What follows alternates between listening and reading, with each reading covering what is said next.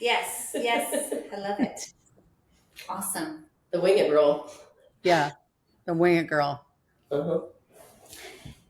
Well, that's probably one of the questions that I had for you guys was, well, we'll get there. We'll get there.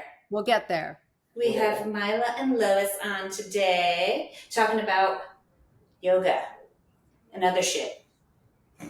No, retreats. So we're going to talk about retreats. But did you guys do your quote, joke, and inspirational note? I'm sure you have you can just pull one off the shelf in your mind. A quote, joke, and an Not quite inspirational. that good, but yeah, what the heck. Let's see. So I like a good pun. Okay. So Bruno Mars and Venus Williams and Freddie Mercury walked into a bar. They didn't plan it that way. And see, I knew it. Do you have a... I do. I had to look one up, and it's okay, because the only other one I had was from Jason Holshoff from years ago about the yogi and his attachments. Anyway, what's a yogi's favorite pickup line? What? Are you a back bend? Because you got me falling head over heels. Very cute. Mine is super corny and simple. That was pretty corny. But it was yoga. Mine's not. Mine's not. Oh.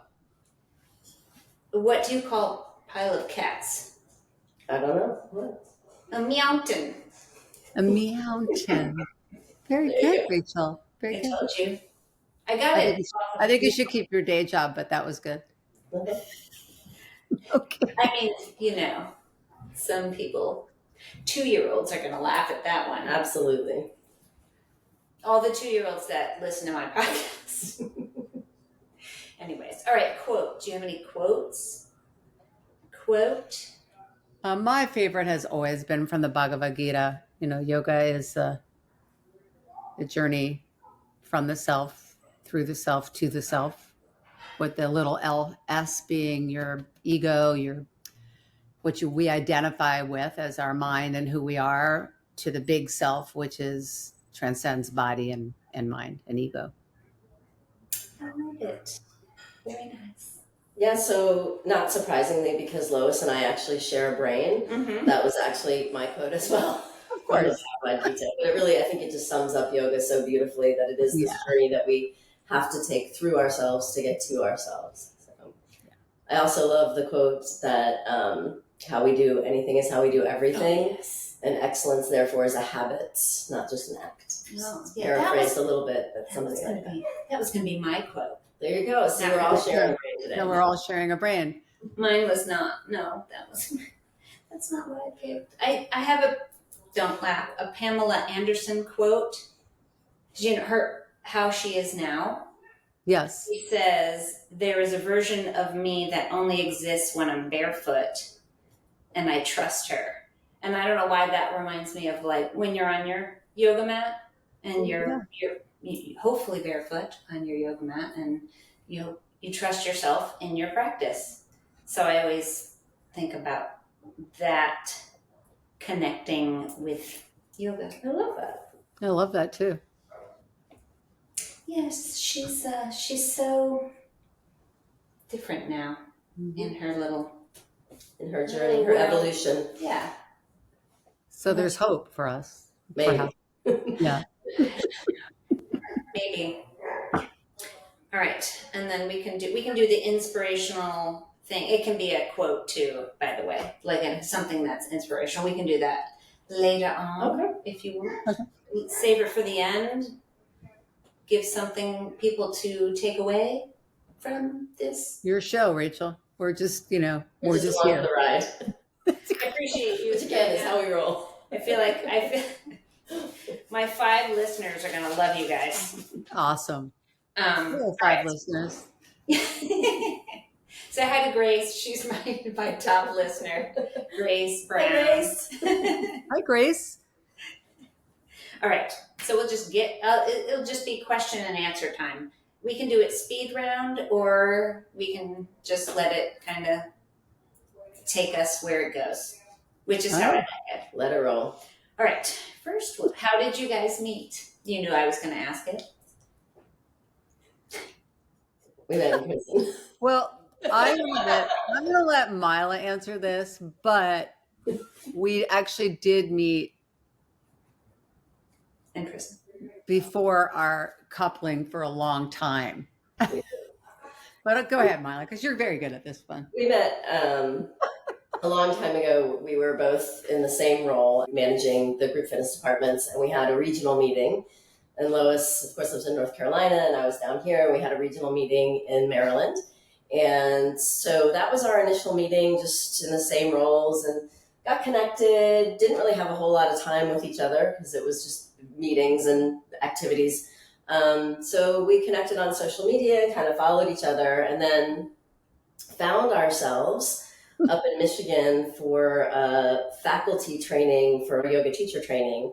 And it was a 3-week immersive, live together, eat together, practice together from early in the morning until late at night.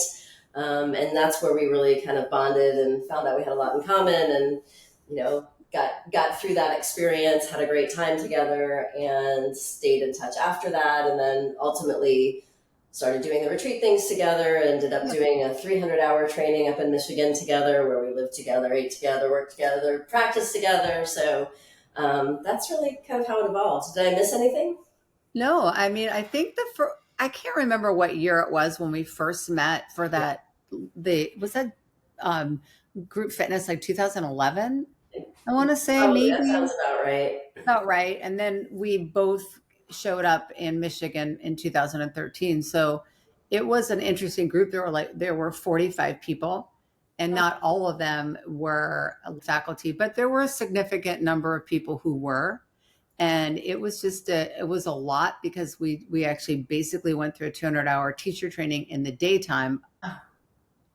And in the evening, then we would meet to practice being facilitators, which was an interesting process in and of itself.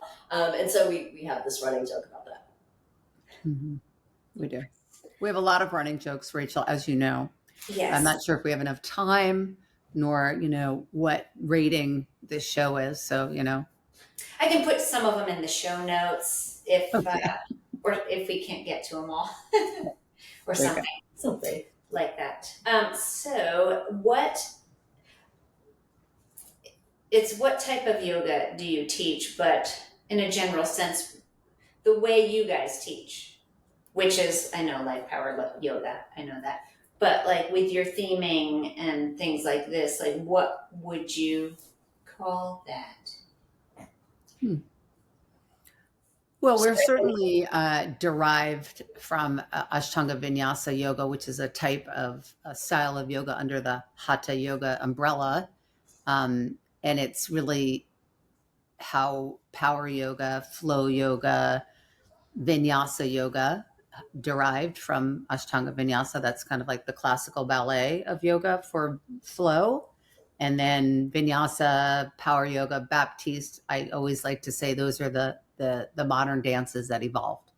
So that would be one. What makes the style of yoga unique that Mila and I teach, I believe, and I haven't met anybody other than our teacher, Johnny Kest, who teaches this way, but it's the way he brings in so many things to make it an experiential process.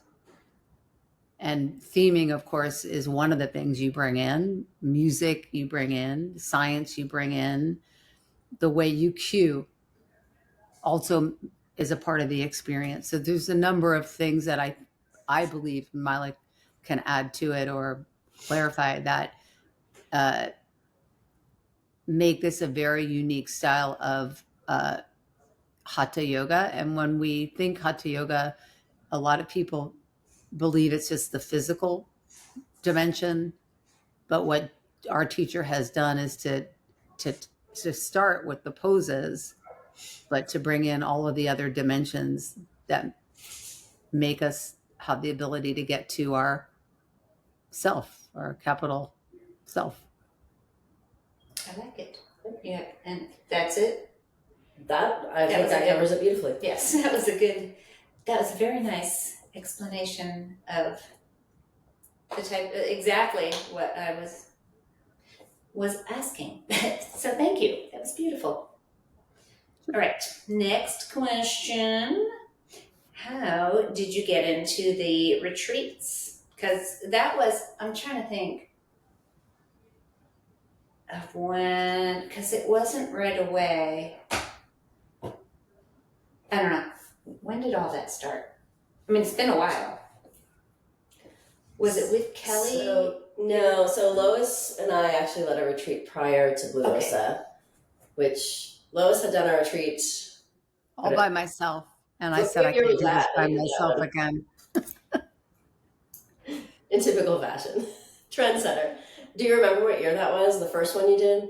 The first one I did was 2013 to, oh gosh, what was the name of that, the place that I found? It was so lovely. Rancho Margot. Yeah, Rancho. Yeah, that's it. And then this second year, Mila joined me, and that really started our retreat business, right? Yeah, that started the ball rolling, and then we have another friend who has worked with us on some retreats, and she had approached me about a property that she really wanted to go to and do a retreat there, but she wanted me to lead the retreat. And I said, well, I have this friend who I know would also make this a wonderful experience. And so that was, I think 2017 was the first year we did Blue Osa. And then Blue Osa became a fan favorite quickly, and we went back there several years in a row. And that's really when the momentum started to pick up and kind of grew from there. Yeah. That was magical. There's people somebody coming went by. by. My daughter. Squirrel. Okay, so on the, I'm trying to think of, it's going to jump around. It's okay, right? It's okay. Oh, I know. Is it something that you would like to do solely, like just do retreats, or do you still like to do your teacher trainings and stuff like that? Would you book, I don't know, 4 or 5 retreats in a year and like just have that be what you do, or do you love doing the teacher trainings and stuff like that too? Or I mean, you can not answer for Mila. I do love to do teacher trainings. I would also love to get to the point where I could, and I think we can go not to 5, but I think we can definitely do more than what we do. Yeah. I believe. And it's, we curate different ones. Mila has some on the side that she does by herself. I do some on my side by myself, and then we combine them. But I would love to get to 4 retreats a year. That would be lovely with the yoga, with the teacher training for me. Every quarter. Yeah. I mean, I think that's the direction that we've been moving in is 4 a year. But it's also nice because our communities know each other. And so people from the Atlanta community travel with Lois, and people from North Carolina travel with me. And our community has grown so much far beyond our 2 communities, where we have people really all over the United States. We have travelers that have come from Europe before, and Canada. And so it just continues to grow and evolve. So even though we'll lead things separately, a lot of times it's the same people who are coming up and showing up, and then it constantly grows. For me, though, I love leading teacher trainings. I love doing the retreats, but teaching classes, the weekly classes, that's really where the community is built. And that's really, for me, foundational to anything else that happens. So I don't see myself ever saying, no, I don't want to teach in the studio anymore. I just want to lead yoga retreats and do that as the sole gig. Number one, because that's where your people are coming from, right? This is the retreats for them, or, an accoutrement to their practice. It's an exciting thing that they do, and it's an addition, but the community that is built, extends beyond that room once they take it out. And I think that's an important foundational part of what we do, is having that community that builds from there and then continues to expand around the world. Yeah, I would definitely agree. I never want to stop teaching classes, but just spot on what Mila said. And, also people want to, for the most part, we always know the people who are coming on our retreats, and they want to know who their retreat leaders are. And you find them in your classes. Yeah, that does make sense. Very nice. How do you go about picking locations? Is it places that you're like, ooh, I would love to go there? Or do you research and look at it via the yoga access? I don't know. Yes, it's all of that. I mean, sometimes it's just like, oh, we'd really love to do a yoga retreat in Portugal. Oh, I'd really love to do a yoga safari. Oh, I'd love to go to Italy. And then we'll have an idea of a place that we want to go in mind, and then we start doing the research to narrow down what the possibilities are and what they look like. Sometimes, we'll see something on social media that there's a retreat center that's, looks amazing. And so we'll do the research on it that way. Sometimes it's word of mouth. We hear about places from other retreat leaders that we know. So I think it's a combination of all of those things. Yeah, definitely. Makes sense. Okay. The research in itself, how long would you say, how long does it take to like gather all the information that you need and,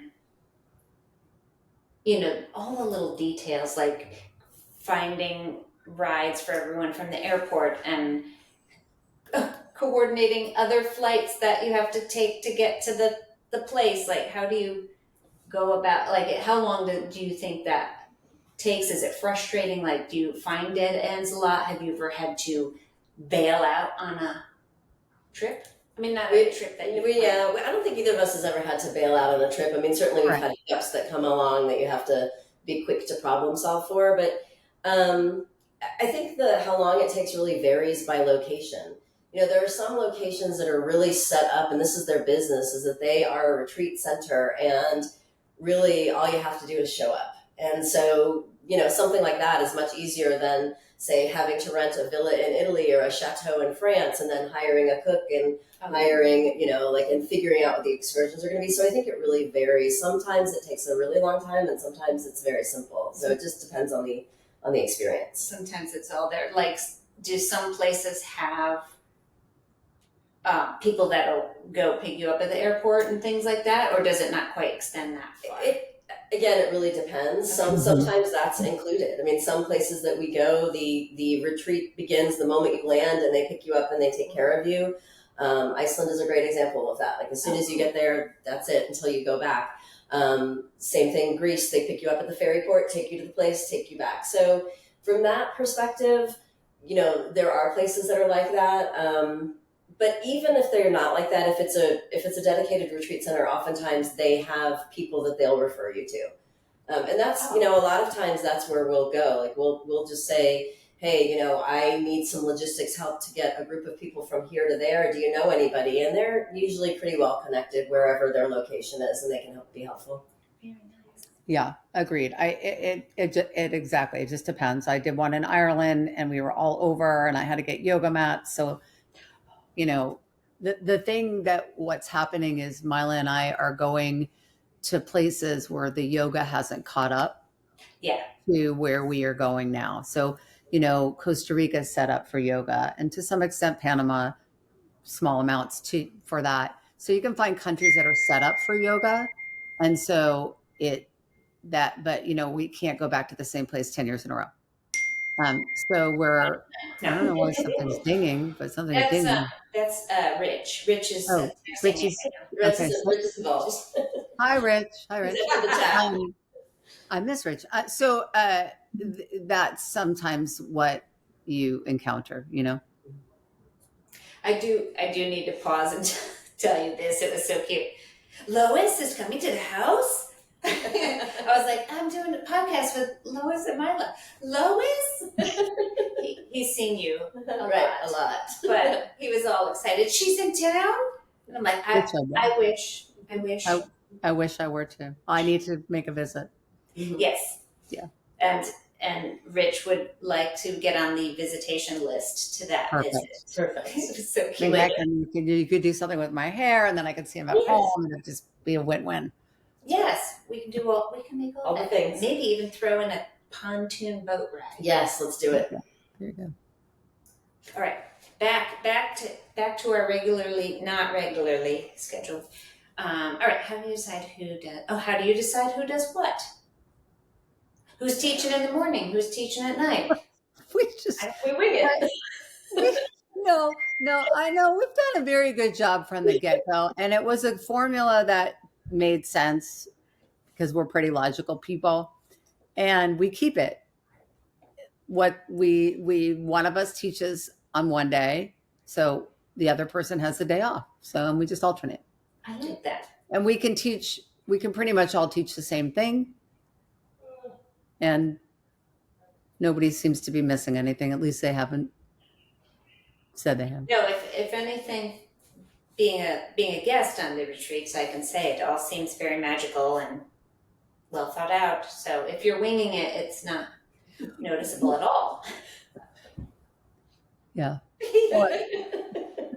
We don't really wing things. No, I know. We really don't. But we have a beautiful formula, and so far we haven't had to change the formula, and it works really well. Right, and that's just it. It's working, so we don't change it, and People love it. Yes. I do think people I mean, obviously, if I do a trip by myself and Mila does one, they only get Mila or only get me. So sometimes with the bigger retreats, when they have both of us teaching, I think they like that. They like to have the combo of you. Yeah. the different teachers. Yeah. Well, I think and your like the way you guys are, you just flow really nicely together too. And I think it's pleasant to have. That's why we were such great campmates years ago. Indeed. That one time when we were together in a camp in northern Michigan in January, in many feet of snow, in our bunk beds. In a children's camp where the shower head came up to your sternum.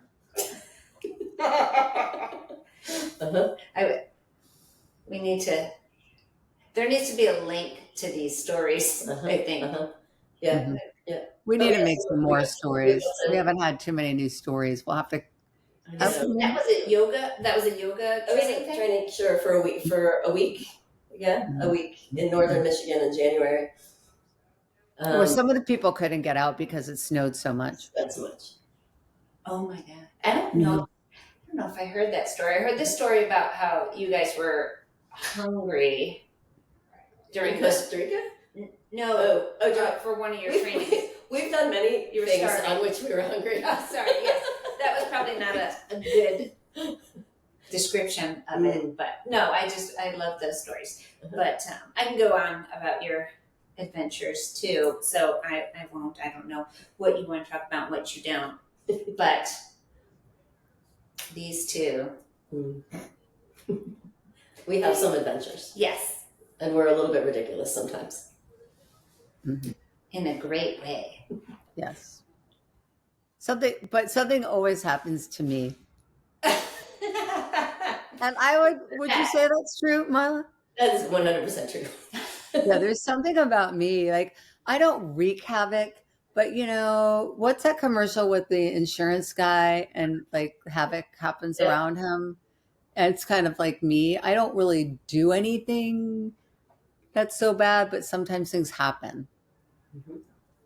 So the first time I went to Costa Rica, by the time we had a drive for like 4 or 5 hours from San Jose Airport up into the volcano area, and I don't speak Spanish, and I did not recognize that the word fuego meant fire.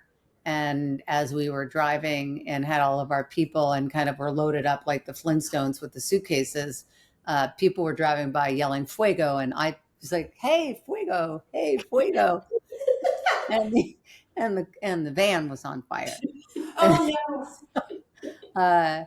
So that was fun, and I did get detained in Panama with potential contraband to sell in a country illegally.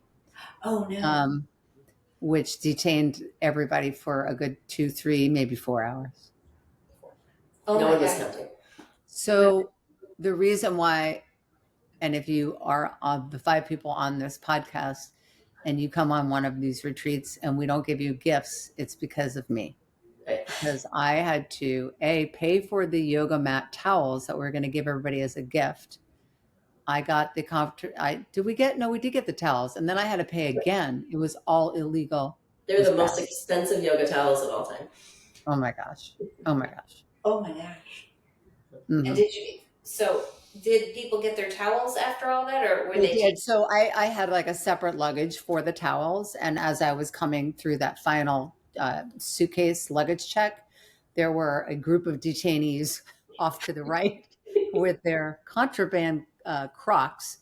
And the gentleman asked me to open up my suitcase, and I did. And there's like literally 30 yoga towels, brand new, all wrapped up, rolled up. And he thought I was trying to sell them on the market in like Panama. And I said no, and blah, blah, blah. And that's how the whole thing started. And then they asked me to pull up my Amazon receipt. And then they were doing some math that was creative. And anyway, it was quite a show. Oh my goodness. So that's why you don't get gifts anymore. You just get the gift of Mila and me. And that's enough. That is quite a way to find that out. Yes, and it might have impacted my global entry status because I can't get global entry. I have to reach out to my senator, and I got denied, but they won't tell me why. And it was like a year and a half. So I don't have any tickets. I don't have any record. Like I have nothing. There's a detained in Panama. There's a red flag there. Yep. She's trying to sell towels. Yep. Yeah. Yoga towels. Because they really use them. Yep. Anyway. That's ridiculous. Well, I was going to ask you this. I sort of know the answer because, well, Rich, do people always do yoga, or do they come on the trip also just to have the adventures? So we ask that everybody does the first practice and the last practice, because our feeling is that a big part of the retreat experience is to build community. And so that first practice where everybody's just getting to know each other and just arriving, in the last practice are really important for opening the community and closing the community. And then certainly we encourage people to take as many yoga classes as possible throughout the trip. But we have people that come who are really novices. We've had people come who have never done yoga before. We are very intentional about how we set up the yoga, the first yoga practice and the last yoga practice. Usually the first is gentle yoga or even yin yoga, and the last is usually a restorative or a yin yoga, so people feel successful in it. And even throughout the week, if you're really looking at the schedule, we'll start with the gentle and then maybe do foundational and then a little bit of Ashtanga remix, and kind of builds throughout the week. So for people who are new and want to do the yoga, there's a build that happens that makes sense for them. For people who decide that they want to do yoga in the morning, but they want to go horseback riding in the afternoon, there's not a requirement that they participate in yoga. And for people who really are there maybe as a friend or a family member of another traveler who are not really wanting to do all the yoga, they can pick and choose. And that's, we have people of all different levels and experience that come every time. Yeah. And what's nice is it is nice to see we're getting more and more couples and spouses and some of those folks who really don't participate in yoga on a regular basis. And their first exposure is to one of our retreats or on one of our retreats. And, there's always a little bit of hesitancy at first. And by the end of the week, they're like, it wasn't that bad. So we've opened up a lot of people to the experience of yoga, which I know makes both Mila and myself very fulfilled, that, it's there's no stress and we don't make them do anything. And in that process, they come, they show up, and they realize it's not as bad as they thought it was going to be. It's actually good. Yeah. It goes with the experience for sure. Yeah. Right. What is your favorite trip to date? Obviously, you may have different favorite trips. Just today. Today, your favorite trip is? Oh, I don't know. they're all sad. No, they're so different. Scenery wise, I'm trying to think of. Not necessarily. For me, I love the yoga safari. Okay. So I just last year did Kenya and Tanzania, which was magical. I'm hoping to do a Botswana and Zambia, Zimbabwe as well. But that's so different. I mean, it's very hard to compare the retreats because every single one has its own flavor. I would say a fan favorite for me, and I imagine maybe Lois and many of our travelers, is Panama. The Panama retreat is a beautiful location, and it's always runs very smoothly. And I think that one is a really nice one that I think everybody agrees there's something very magical about that place. And we're going back again in a couple of years, and people want to continue coming back with us. So that usually says something about the experience. But what makes the retreats is the people that come on it. And so part of what makes a favorite retreat is hard to narrow down because every single community is very special, and the locations are beautiful, and the history and the side trips that we do, all of it's great. But what it really comes down to is the community that attends. And there's a lot of crossover within our community. So they get to experience a lot of that. But I think that's why it's hard for us to say, ooh, this is a favorite. Yeah. But just from a different perspective, some of them are very different than others. Yeah. I did one in Ireland, and we picked up and we didn't have places to do yoga. And that was really an interesting experience. Twice we were on a beach, which I know everybody thinks beach yoga is lovely, but sand and yoga is usually not a fan favorite once you get on the beach. But it was wet, so it really worked. And then, I found a 4th century fort, and I found a yoga studio in a little Irish town, and then we found a Buddhist monastery. So that was very, very unique. I agree. There's something special about Panama. It's set up for yoga, and it's set up for self-care. Oh, nice. And do you find that the people that have gone, like the highest majority of the returning yogis, like are the same people going to that went the time before? Like the highest, I don't know what I'm trying to say. The most. We have a lot of repeat. A handful of people who will have traveled there 4 times with us. Yes. So I mean, and it's a decent percentage. When we used to go to Blue Osa in Costa Rica, we also had a good number of people that came every single time. And I would also suggest that maybe some of those people that went to Blue Osa every time are also some of the people that come to Panama every time. But yes, there's a lot of repeat people. And the other thing is that Lois and I really try to do something around January, February. And that's a really nice time for people to travel, especially to seek self-care stuff, because it's just after the craziness of the holidays. And there's sort of a lull, and people who live in colder climates are looking to get warmer places. And so I think that's part of that in terms of really wanting to get out and being in a place where self-care is a priority. And I think that the place that we go to in Panama really opens up the opportunity for that. Yeah, I agree. And then the other aspect of it is that I would say we have a core group that keeps growing. Correct? Correct. Both from North Carolina and Atlanta. And now our core people are bringing in their core people. So they're coming into the core group, which is really lovely to see. The self-care aspect of it is really important. And a lot of these people are people who do a lot all the time. Can you imagine? Can't imagine somebody doing a lot all the time. And what's lovely about the retreats, and I think that what people enjoy, is they don't have to plan anything. Yeah. They don't have to do all of the work is done by Mila and myself. So we have all of that done.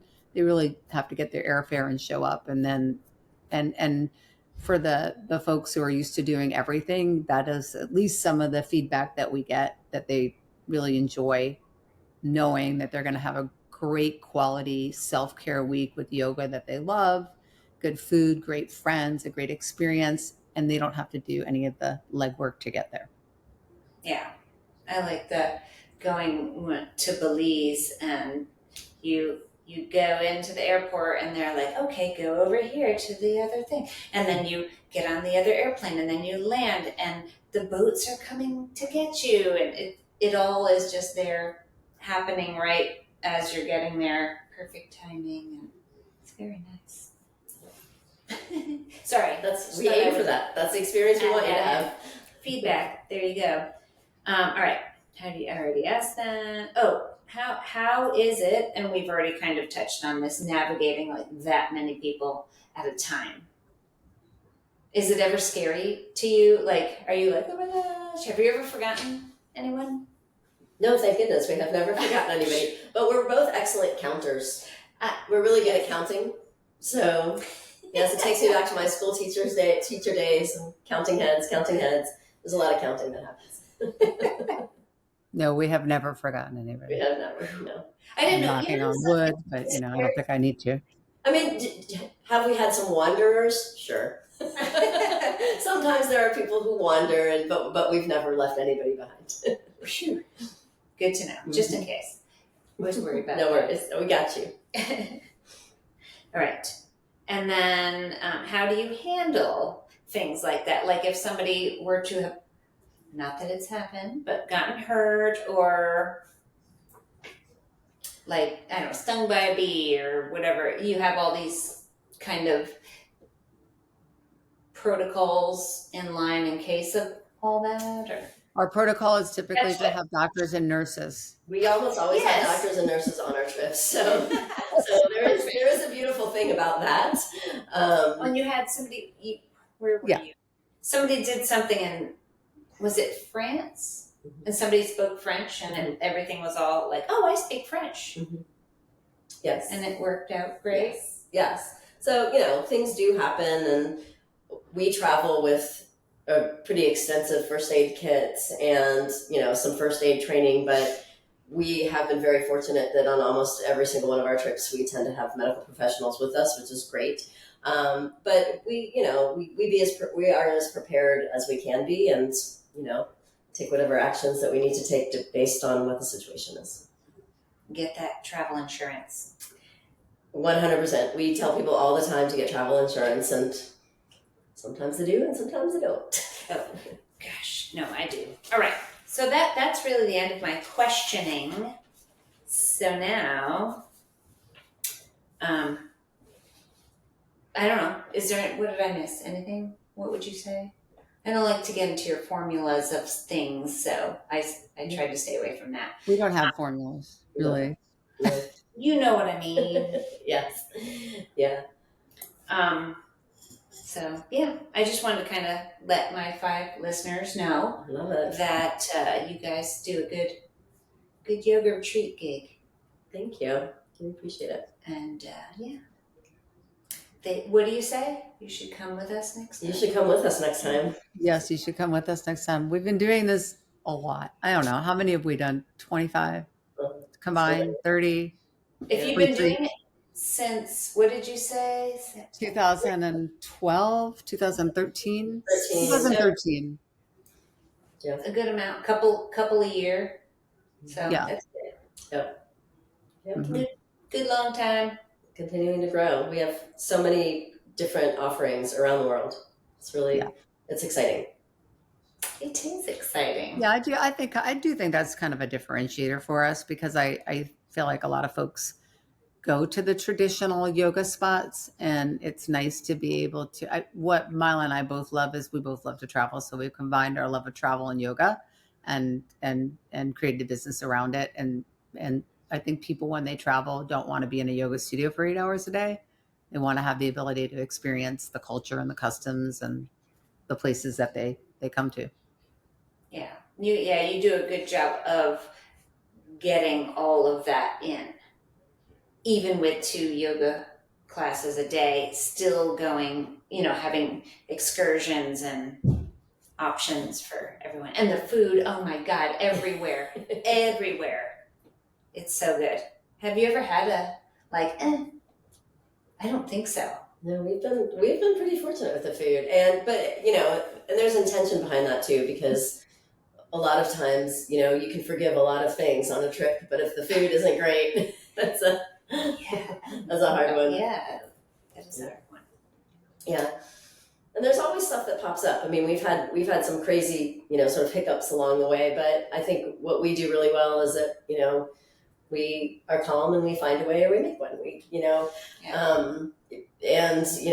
we had a situation one time where we had a chef that didn't show up one day. So talk about a food experience, but it all worked out and it was fine. We had 1 year going to Costa Rica where the airline that everybody was booked on went out of business about a month before.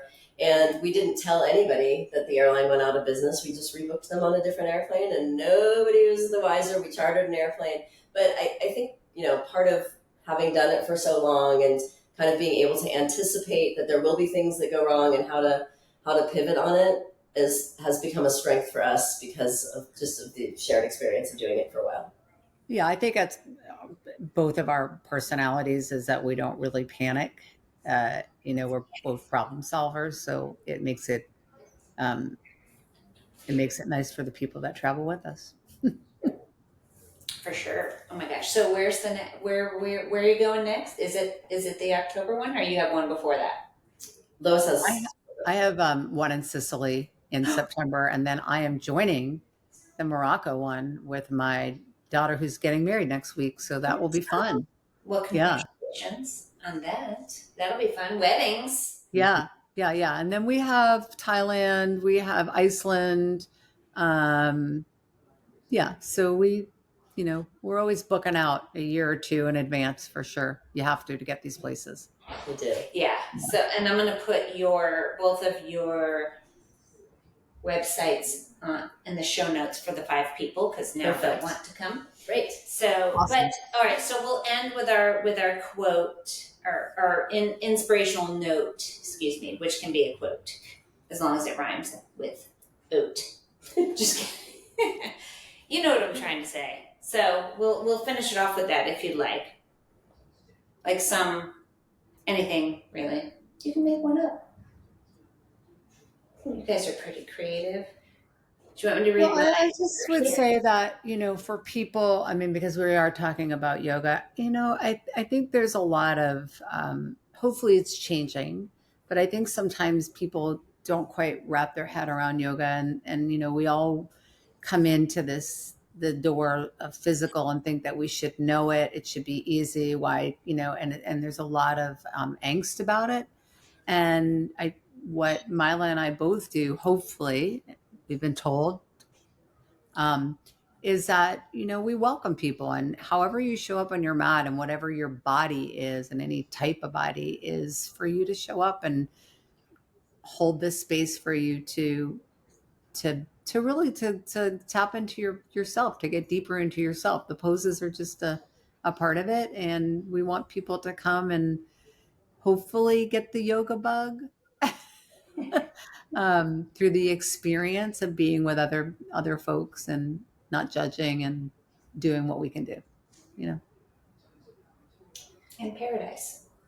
I think that so much of what we do today takes us out of our bodies and gets us into our heads. Right. And so I think one of the gifts that yoga provides to us is to get us back into our bodies so that we can get out of our heads. And from a retreat perspective, I think the ability to really take yourself out of that usual busy life, give yourself the gift of time and give yourself the gift of getting on the mat and really reconnecting with all of the things that you feel in the body versus constantly thinking and being in your head is, just a beautiful opportunity to go deeper into your yoga practice and hopefully carry that with you after the retreat. I love it. Yeah. Well, on that note, I think we're good. Right. Are you good? I'm good. You good? Yeah, I'm great. Thank you so much for having us. Yeah. Thank you for coming. I really appreciate it. I know I was wishy-washy. All my girls are traveling and off doing their own thing, not on yoga retreats, but one of them's on a pilgrimage. Oh. On the pilgrimage. Yes. In Spain? Doing the Portugal. Nice. Yeah. Oh, yeah. Wow. Amazing. She's literally walking right now. I love it. Wow. Maybe. Anyways, okay. Well, I'll let you go. I've taken up enough of your time. And poor Mike. Mike is here. Mike's sitting behind you. Hi, Mike. You can come in front Yeah, of the camera now. come do a drive-by. He's like, I don't want to come in here. He's like, I didn't put my Mike and Rich are like, we're behind the scenes. No, there he is. Hi, Mike. It's normal. Mike stays behind the scenes. Yes. Yeah. He does all the magic behind the scenes. Yes. He's also a big part of the trips too. Absolutely.